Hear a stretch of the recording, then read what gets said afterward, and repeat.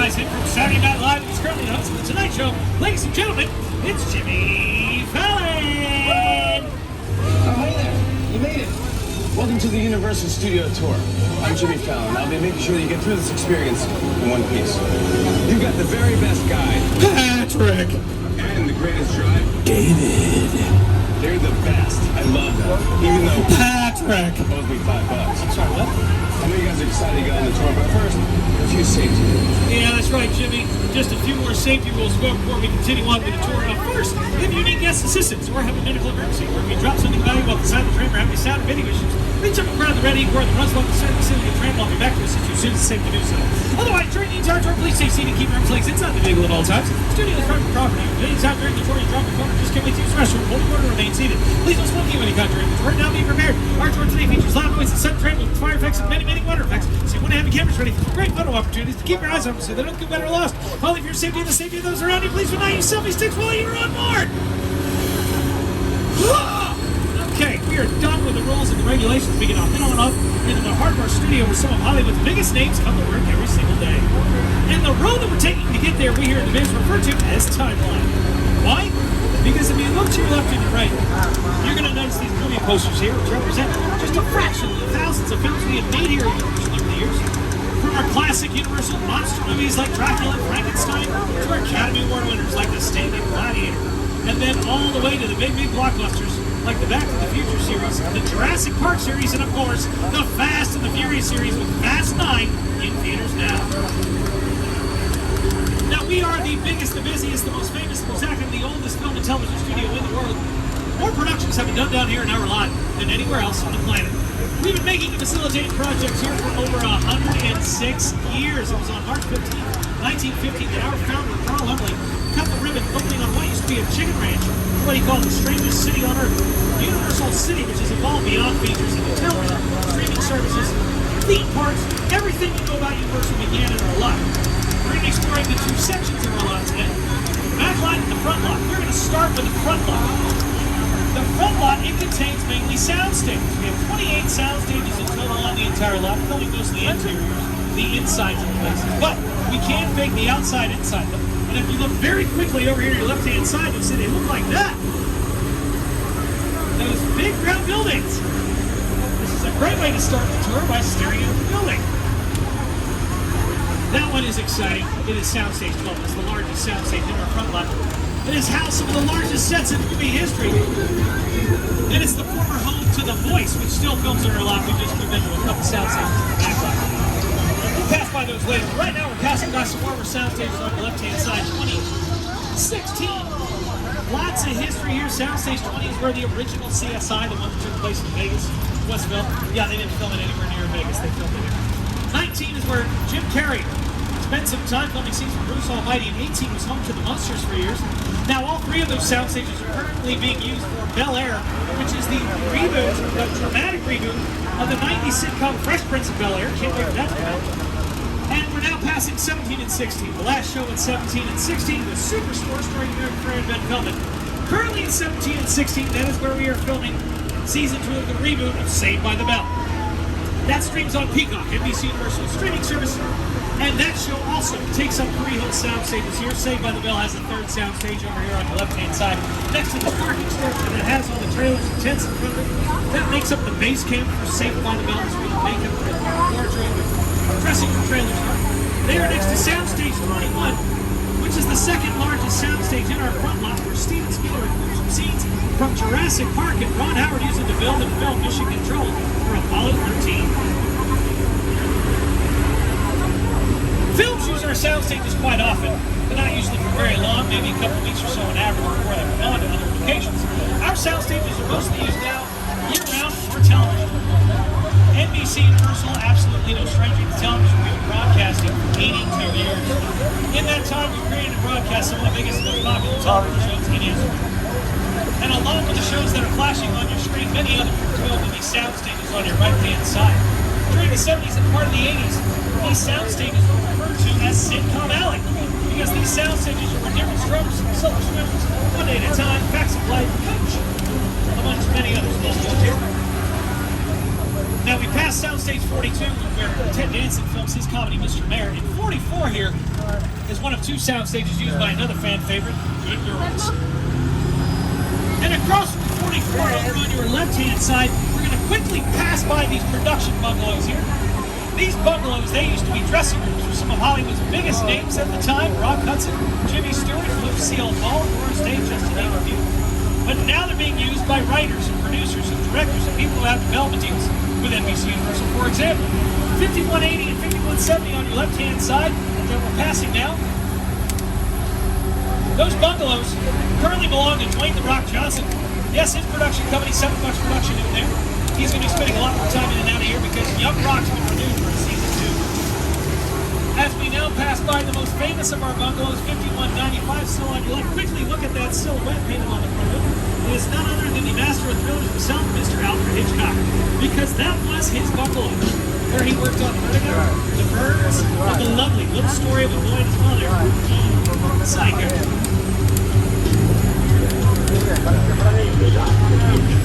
Next to the bungalows, you're going to see these modern buildings here. Production offices, 2 of our newer sound stages, 22 and 23. Now take a quick look, because we're going to pass 23 here on your left-hand side. These 2 sound stages where Kenan Thompson films his new comedy, Kenan. He films the interiors of his home television station where he works on the show inside the sound stages. The exteriors are filmed in our back lot, which we're passing now over here. Or we're actually entering here. On your right-hand side are New York Metropolitan sets. These are favorites with filmmakers from around the world. They come from all over to film here. In one area they love to use, Brownstone Street, still here. On your right-hand side, the 5 sets of stairs, the Brownstones, give the area its name. You may recognize them as the outside of Jim Carrey's place in the film Bruce Almighty. And any Home Alone 2 fans may recognize this area because this is where Kevin McAllister led the Wet Bandits to his aunt and uncle's place that was under construction to wreak havoc on them again as he did in the first film. And we're going to turn the corner here, entering my favorite area of the lot. I want you to take a look at the street over here on your left-hand side where the truck is parked. I want you to imagine there's a DeLorean screaming down that street at 88 miles an hour to take a young Marty McFly from 1955 back to 1985. Yes, folks, this is it. We are here. The most famous, popular, and recognizable area of our backlot, Courthouse Square, otherwise known as Hill Valley, from Back to the Future. The entire area was used as Hill Valley, and Back to the Future 1 and 2 became so recognizable as Hill Valley for years, filmmakers couldn't even use this area in the projects anymore. If they did, and the scenes that took place here would come up on screen, whole audiences would forget what they were watching and say, hey, they're in Hill Valley, Back to the Future. So they changed it a bit so they could start filming here again. The clock tower piece, the triangle piece, came down for a few years. That's a temporary one we put up. And you may notice that the white pillars in front of the courthouse are missing. Look at your clip here on your screen. See, the white pillars are in the clip. They're not out there. The big secret is that they still are. Oh. The integrity of the courthouse, as you remember, is still intact. We just built another set right in front of it called a facade to mask it like a mask. All of those changes were made when they turned this area into downtown Grandview for the Ghost Whisperer starring Jennifer Love. We're going to leave the small city of Hill Valley behind and head on up to the big city, the Big Apple, New York City. I'm going to hand things off to my co-host. He knows a little something about New York. That's where he tapes The Tonight Show. What's going on, Jimmy? Hey, everyone. Welcome to New York. I got my start right here in New York on Saturday Night Live. This is actually my old neighborhood. What's got mugged over there? That old one. Tough lady. This is my favorite hot dog guy. Hey, buddy. How's it going? Remember me? No. Just like old times. Gotta love New York City. I'm walking here. Yeah, it's cool, guys. I was just, walking there. So it's not exactly New York, but a lot of times when you see New York in the movies, it was shot right here in the Universal Metro sets. If you can make it here, you can make it anywhere. Even if you make it here in the Universal lot. Jimmy Fallon filmed that scene on the street we're traveling down right now. Television shows that have used these sets, Marvel's Agents of S.H.I.E.L.D., episodes of How I Met Your Mother, and the entirety of the Mindy Project starring Mindy Kaling filmed out here. Films that have used these sets. A couple months ago, American Ninja Warrior was here. They had built the obstacle courses right down the street for their show, or for their new season. Once again, they come here just about every year, film a portion of their season. And you can see these in, once again, Punky Brewster, starring the lovely and talented Slade Moon Fry. That story takes place in Chicago. They don't film in Chicago. When they're walking the streets of Chicago, they're just wandering around out here in our metro sets. Films that have used these sets, there is a film that is currently in theaters now, where you can see these metro sets from end to end. They turned it into an absolute war zone and a spectacular shot in The Forever Purge. They turned this area into a portion of downtown El Paso for that film. The shot I am speaking of is called a oneer. What that means is that the cameraman followed our actors and performers, coordinated all the action going on, and filmed it in one continuous shot without any cuts. It's about 3.5, 4 minutes long. I'm going to have to go back and watch again to get the exact time on it, but it was long. They never cut away, and they went from one end of the street to the other. Spectacular.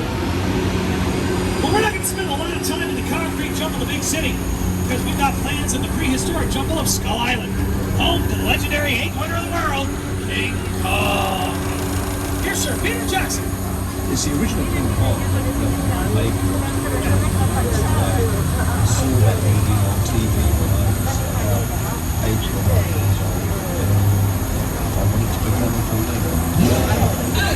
I like films that just take me away from real life, sweep it up on stage. Kong literally does it. I mean, you're on board the ship sailing to this island, you encounter monsters and creatures from prehistoric times.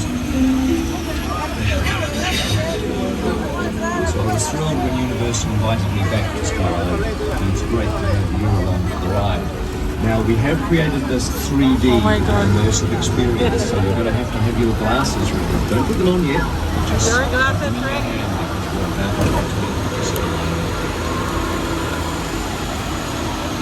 The Universal train is winding its way through a very rough, narrow trail in Skull Island, allowing the visitors a little sneak peek at some of the wildlife at Skull Island.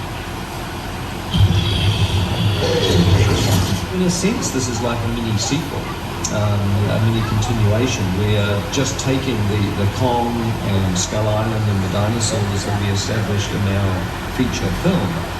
And this is, another day, another incident on Skull Island, using the creatures and the character and personality of Kong as he appeared in the movie.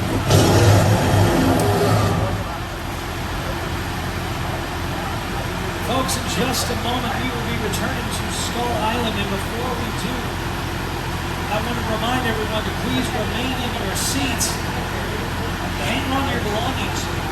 Turn the flashes off. I repeat, OFF. Off on your cameras. You may take as many pictures and videos as you want. Just turn those flashes off so you don't disturb the folks around you, blind me, and especially our driving reflections in the windows. This is one of the animations. As you can see, we are indoors, so masks are required. You can take those off as soon as we are back out. And if any of those small children whose feet don't quite touch the ground have made their way towards the window, now would be a good time to move them towards the center of the road for their safety, as we are now returning to Skull Island.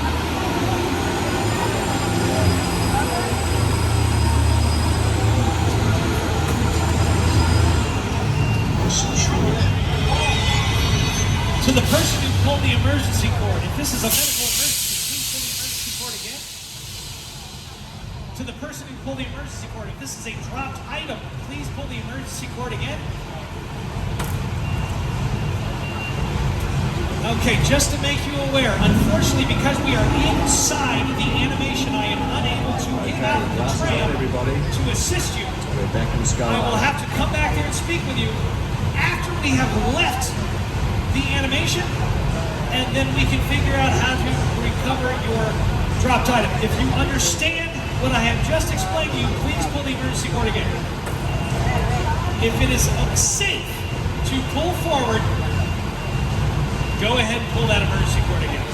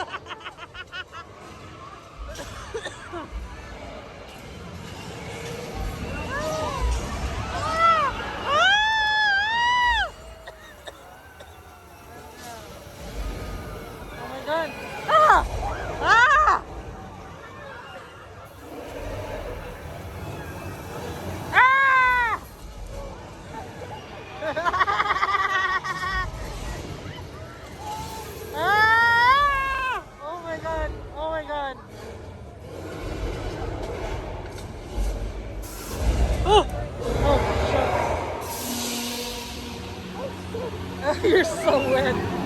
Yes! Let me hear it! Yay! 360 3D! Yeah. One of the largest 3D experiences in the world. You can oppose it only emergency car on the drop down. I'll be back to speak with you in just 1 second as soon as we completely exit the animation. Oh my god. I flinched when I got too close. At first I was like, aw, at first I said, aw, oh my god, it's so nice. And then they started running.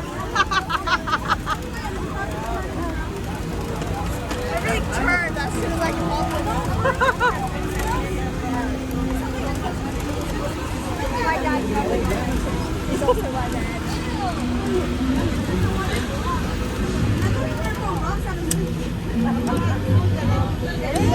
Oh, the cell phone. With a project like a studio tour, the audience is in the middle of the environment. They're looking in all directions. There's creatures coming at them. They're seeing color from this side and T-Rexes. I just want to take a second. Everybody give a big round of applause to Mike, our LD out there, for picking that up so we can continue on with your tour much bigger. And you know, we're going to forego this clip right here. We're just going to go ahead and get rid of that right now. Now, unless you had your eyes closed the entire time, you noticed that our tram made an appearance on the screen during our experience. Yeah. It's not the first time our tram has made an appearance on the big or small screen. Our trams are known over just by sight alone. Let's take a look at a few of the cameos our tram has made over the years.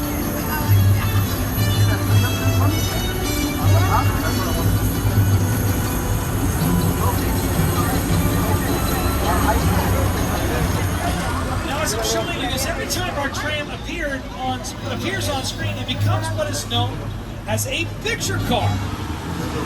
A picture car is any car or vehicle, whether it is driven or not, that appears on the screen in the film or project. Don't worry, she's going to be fine. Now, sometimes those vehicles, they can become as famous as the actors who drive them. You've got some examples on your screen here, as well as a few more, which will be appearing on your left-hand side. I'm going to remind everyone to please remain seated as we go through these next sections. But again, take all of the pictures and videos you want. As the first picture car to appear is Kit Ford Cobra, used in the reboot of Knight Rider, the TV series. Oh, the cars Ferrari era. that Tom Selleck drove during Magnum PI, which isn't actually a Ferrari. It's a dune buggy with a VW engine and a Ferrari shape on it.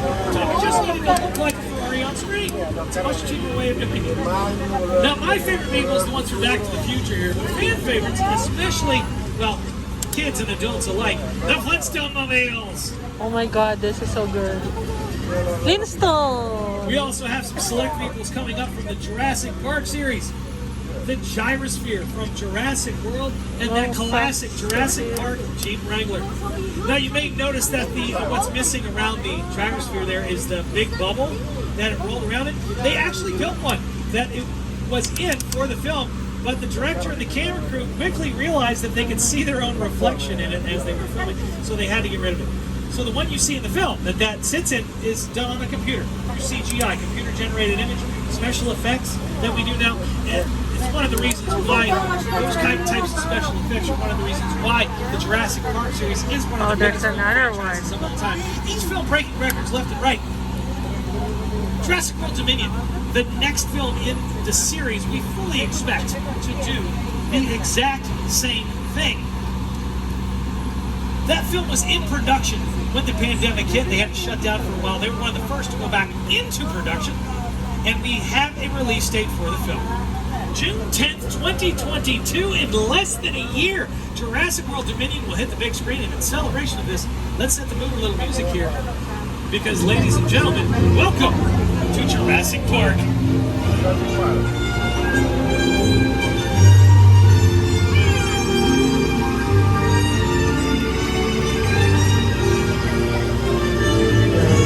Each one of these props and vehicles was used in a Jurassic Park film.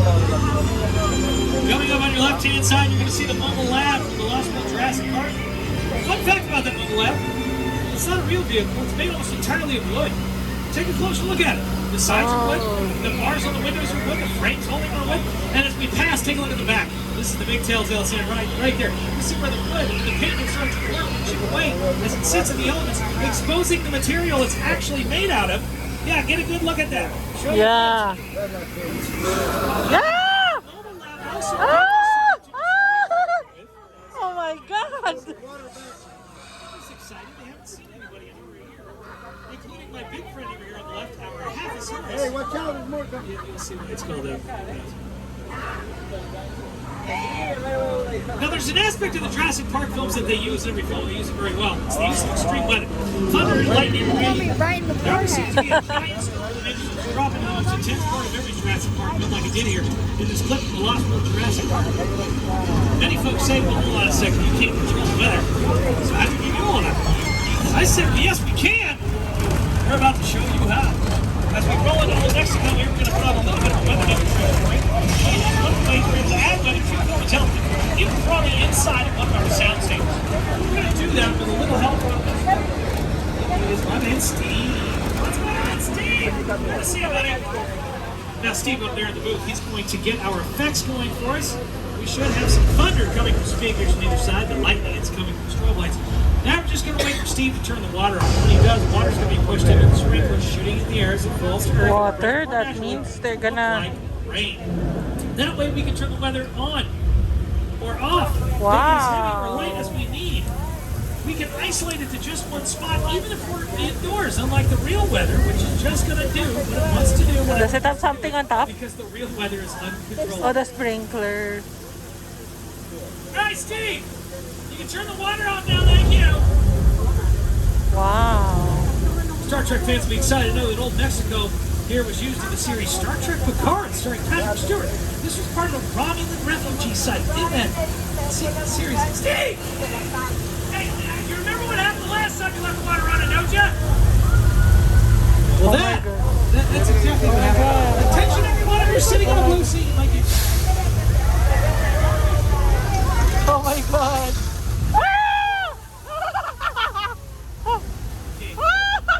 Thank you, Steve. Folks, that is our flash flood simulation. I'm sure you're all kind of thinking the same thing. Oh my God. Man, you people waste a lot of water around here. We don't. With thousands of gallons of recycled water, we can come back up the hill into a tank to await the next rain.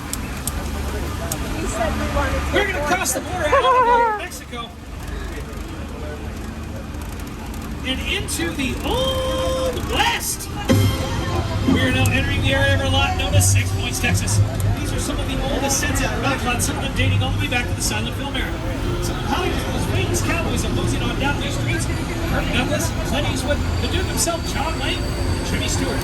However, many of you may recognize these sets from a more recent film, a little film called Once Upon a Time in Hollywood, starring Leonardo DiCaprio, Brad Pitt, directed by Quentin Tarantino. All of the Western shows that Rick Dalton, Leo's character, got cast in the film from beginning to end were filmed right here in 6 Points, Texas. Now, this area, like our metro sets and other areas around the lot, is made up of what we call facades and practicals. There's that word, facade again. Facade means false front. We only go the fronts and the sides of the structure, only what the camera needs to see. So if you look through the doorways or the windows of some of these structures here, you're going to see they lead to absolutely nowhere. They just go out the other side. Now, some of them are practical sets. They have a larger interior room. Oh my So God. filmmakers can film on the Yeah. inside and outside. Much more convenient. They can stay in one space, seamlessly move in and out. They don't have to build their own interior outside the soundstage. We'll get to a few more examples later. But right now, our tour is approximately at the halfway mark, so I just want to remind everyone everybody to stay seated during the entire tour. The studio is private property. At any time during the tour, you drop the phone, just can't wait to use the restroom. Pull around, we're going to get my attention. We'll be back. We'll sit you remain seated on the train. And as we make the turn over on your left-hand side, you're going to see some more sound stages, 24th or 27th across the way. In 24-25, that is where we now film The Voice. And one of the coaches on the show, Kelly Clarkson, she films another show here in our lot, the Kelly Clarkson Show. She's got 2 shows in one lot. She is one of the hardest working people in the biz. Now, those sound stages are on the opposite side of Park Lake. And Park Lake is the Lagoon, where the creature from the Black Lagoon was filmed. One of our Universal monsters added to the roster in 1954. That roster consisting of what I like to call the OGs, the original duels, starting in 1930, with Dracula followed by Frankenstein, Wolfman, and the Mummy. All of them filmed in the area we're going now, the area known as Little Europe. However, as we make the turn, fans of the Good Place television series are quickly going to realize that Little Europe is the good place. You, Eleanor Shilstra, are dead. Cool. This location, the afterlife, I have never ever seen this. That's a nice house. Not supposed to be Oh. here. Oh. Going to the bad place. Maybe it's not all that bad. How can I help you? What is the bad place like? Well, it doesn't sound awesome. Great. That last scene there was filmed over on your left-hand side. This corner piece right here is one of the yogurt shops. If you look at the windows there, you can see that's a great example of a practical set. They filmed on the inside and outside of that. And as we make the turn on the corner here, you're going to see the railway station. From the Good Place that will take you to the good, the bad, and the in-between, which is directly across from over here on your right-hand side. We're going to see this little courtyard area where all the trucks are parked, the area known as the Court of Miracles. This was the first part of Little Europe to ever be built for the film The Hunchback of Notre Dame. Later on, the rest of Little Europe would be built around it, and then would be known after we filmed all of our Universal Monster movies here. Every time you saw angry villagers with pitchforks and torches marching through the streets, chasing down whatever creature was in the feature at the time, it was all filmed right here in Little Europe.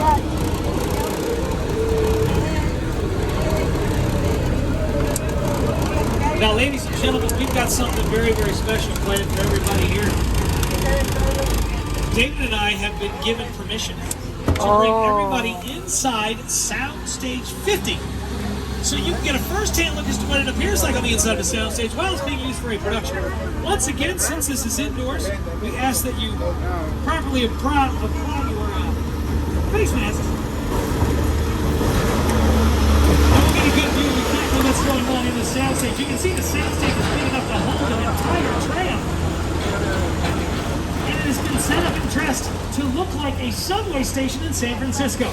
You can tell that's what it is from the signs on the walls and hanging in below. Now, this is what we refer to as a hot set. A hot set is any set that is being dressed or is dressed and ready for filming. I don't want to touch anything, so please remain in your seats.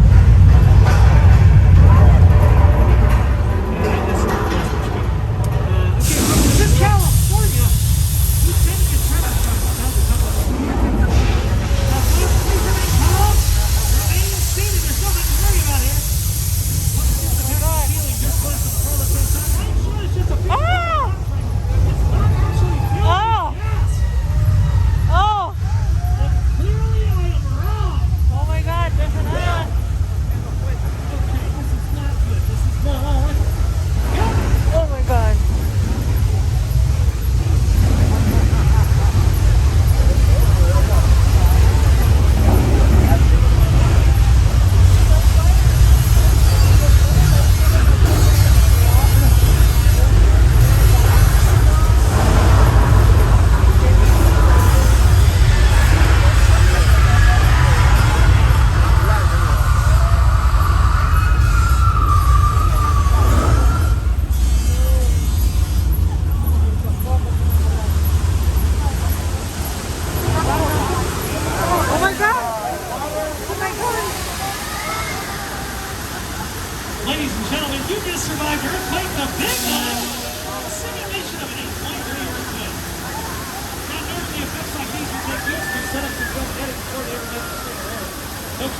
showed Bones said, hey, we have some depth there. In one of our episodes, let's hit the Universal and use Soundstage 50. Everything's just, yeah.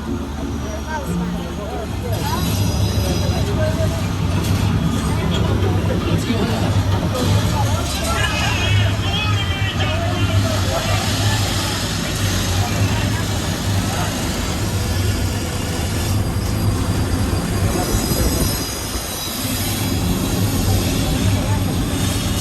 So as you can see, being here in the lot, we have the ability to travel to anywhere we want in the world without actually having to go to those places. We've been through Old Mexico, we're the Old West, we went to Europe, stopped off in San Francisco, and it's such a beautiful day. Who here wants to go to the beach?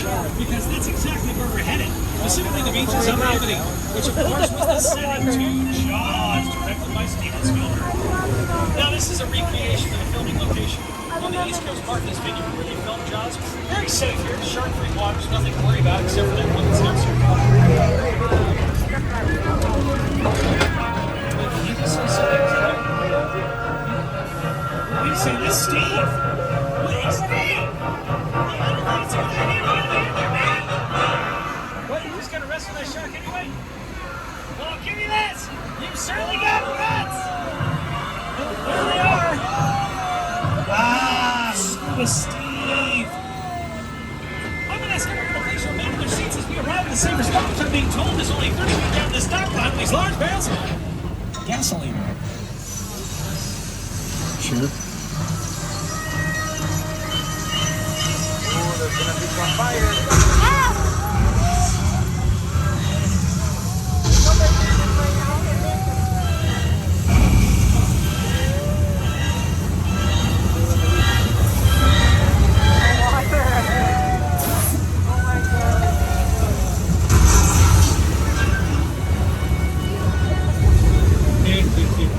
Folks, say hello, give a big welcome back. It's Jaws!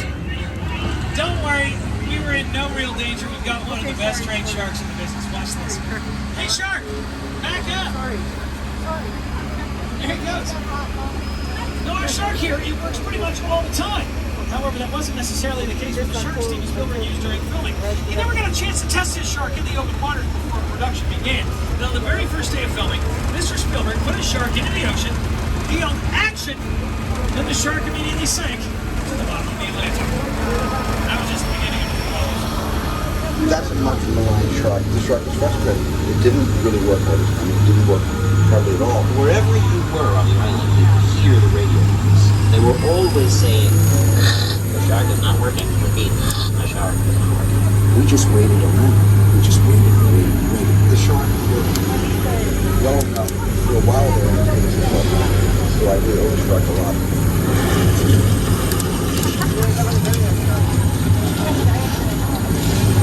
And there is Mr. Spielberg in the mouth of the mechanical shark he lovingly named Bruce, after his lawyer. True story. Now, Mr. Spielberg believed he would never work in this town again after filming Jaws. The film was delayed by almost 6 months of its release, and he had tripled the budget. However, it went on to be one of the biggest hits of all time, and the very first summer blockbuster ever. And over on your right-hand side, you're going to see this beautiful white house up here, which is the Chicken Ranch from the best little whorehouse in Texas, starring the global treasure that is Dolly Parton. Rob Zombie used it as well for his cult classic House of 1,000 Corpses. That was the Firefly house there. It is located right next to the entryway to one of our most famous streets and most used streets, Colonial Street over here on your left-hand side. Now, they are using that for production right now. If we were able to go in, most folks would recognize it as Wisteria Lane, home to everyone's favorite Desperate Housewives, but it's been used for so many productions before and after that series.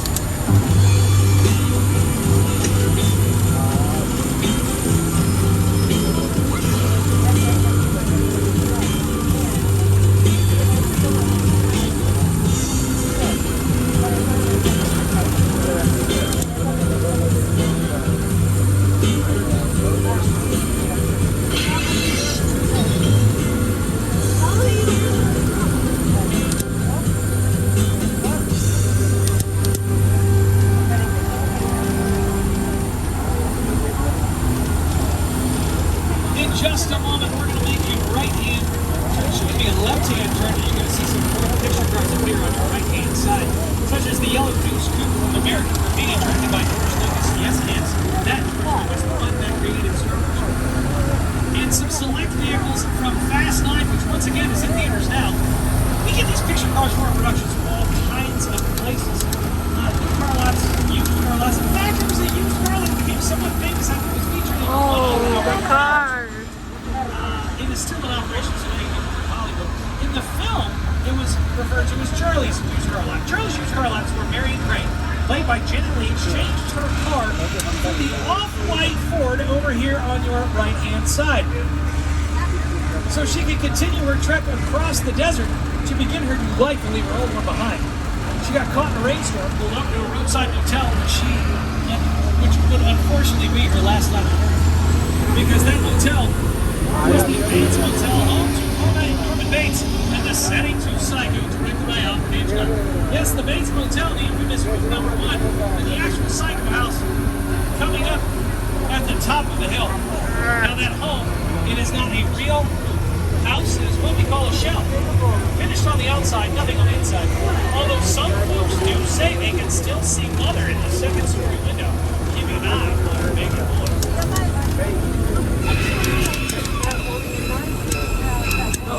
Sorry. It's okay. Where you at? Oh, there. And as we quickly make our way around the back of the Bates Mansion, we roll into what I believe to be the most impressive set in the back flat, the airplane crash site for the worlds, directed by Steven Spielberg. The most frequently asked question about this particular set is that an actual 747? The answer is yes. It is a decommissioned 747 that was acquired out of the airplane graveyard in the Mojave Desert for the bargain price of $60,000.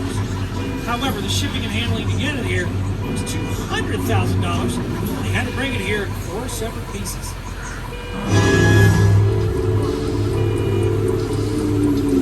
The airplane crash site set is a perfect example of a set that is all designed around a vision that Steve had. When we first began to sit down to talk about the War of the World, I thought, what if the 747 goes down right in a big neighborhood? Because it's just something you don't see. You're doing good. You're doing good. Keep pressing me.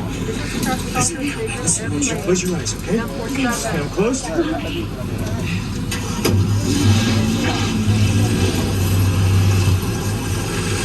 Robbie, get in. Get in. It took the crew 3 months to build this set. It took them 3 days to film the scene. For it to spend an entire 3 minutes in the movie. We are approximately 10 minutes from the end of the tour. We'll be returning to the theme park shortly. Remember to call the emergency car if you need assistance. Remain seated at all times. Now, as we made our way out of the War of the World set, we're going to make this turn here, and you're going to see the area of our lot known as Falls Lake. At the back of Falls Lake, the big blue backdrop, largest freestanding backdrop of the world, originally built for the 1987 film Jaws: The Revenge. At the forefront of Falls Lake, you see all these stumps and everything here at the well, if you happen to take a look over to your left-hand side as we were leaving the War of the World set, between the main part of the plane and the tailpiece, there was that gap and the cabin right between it, offset in the back. Next to that waterfall, that's where that cabin was up until about a week ago. They took that entire cabin and moved it behind the War of the World set next to that waterfall. The cabin was originally built for the comedy The Great Outdoors, starring Dan Aykroyd, the late John Kidd. This is where they filmed all that. Now, between the backdrop and the cabin is Falls Lake, which is a man-made lake that Universal built in the 50s. It's the Lagoon where Norman Bates dumped Marion Crane's car after the infamous shower scene in Psycho. So Alfred Hitchcock stood right out there and filmed part of his masterpiece. We have complete control over the environment. We can empty and fill the lake at will. It takes us 3 days to fill it, and it's been used in many, many films since it was originally built. You can see it, or at least try to see it. See if you can tell which scenes were filmed out on location, which ones were here in the sequel to Top Gun Maverick, which is coming out in November. Scenes from Bumblebee, starring, well, Bumblebee, were filmed out here near the finale. He had the fight with the 2 Decepticons at the shipping yard, as our the young actress Haley was climbing that tower to get that Allspark. That was filmed out there. And it was also the site of another airplane crash, this one with a much happier ending, because Falls Lake doubled as the Hudson River in the film Sully, starring Tom Hanks. Evacuate. Now keep in mind, everything that you are seeing in this clip, not one piece of it was filmed in New York. It was all filmed right out there at Falls Lake. So I'm going to pause that. See where that plane is in the New York skyline? Yeah, that's not the Hudson River, and that's the New York skyline, but they're not in New York. That's why that backdrop is blue. Sometimes we paint it green, so we can superimpose that after the action is filmed through the process, once again, of CG. Now, that's not the first time that Tom Hanks has spent out there at Falls Lake, because Falls Lake is where he and Kevin Bacon, the late Bill Paxton, all splashed down there on Earth after their days in space in the film Apollo 13. And I'm sorry, what? You got a call from who? From an Agent Hobbs, really? Oh my It's not the god. guys messing with the invisible. There's another one.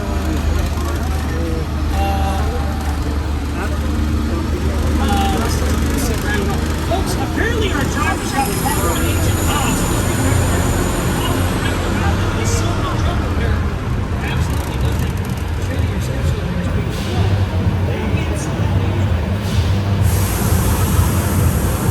on our way back indoors, so I'm going to ask everybody to mask up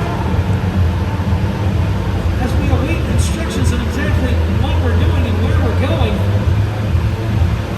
Wait, I'm actually getting a call right now. Hello? Yeah, this is Kevin. David. Trying 8315.